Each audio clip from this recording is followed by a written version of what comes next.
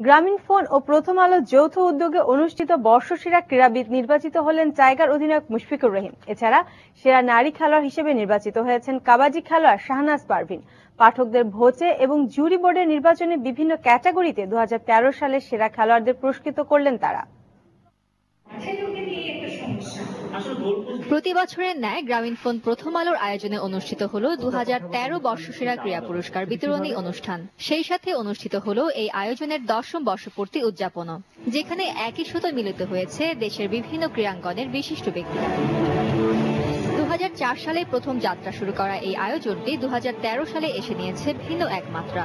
এদিন উপস্থিত দর্শকদের বিনোদন দিতে রাখা হয়েছে ভিন্ন ভিন্ন সব আয়োজন। বরাবরের মতো মঞ্চ মাতাতে ক্রীড়া বিষয়ক নাটিকাও ছিল।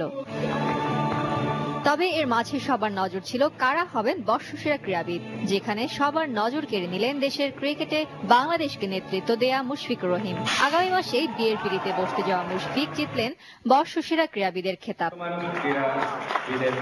এছাড়া উদীয়মান সেরা ক্রিকেটারের খেতাব পেয়েছেন মুমিনুল ইসলাম, আর সেরা নারী ক্রীড়াবিদের পুরস্কার জিতেছেন কাবাডিতে অসামান্য ভূমিকা পালন করা শাহনাজ পারভিন।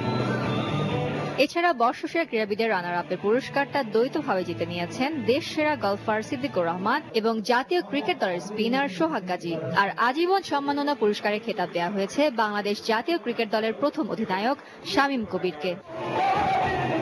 পুরস্কার বিতরণের শেষে মূল আকর্ষণ ছিল দেশের বিভিন্ন ক্রীড়াঙ্গনে ভূমিকা রাখা খেলোয়াড়দের নিয়ে আয়োজিত র্যাম্প মডেলিং, যেখানে ক্রিকেটার তাসকিন এবং বিজয় ছাড়াও ফাহাদের মতো খুদে দাবারুরাও বাদ যায়নি দর্শকদের মন মাতাতে।